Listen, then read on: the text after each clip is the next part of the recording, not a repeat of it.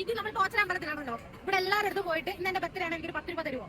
എത്ര ചോദിക്കാവുള്ളൂ, കൂടുതൽ ചോദിക്കില്ല, വെറും 10 രൂപ ചോദിച്ചു.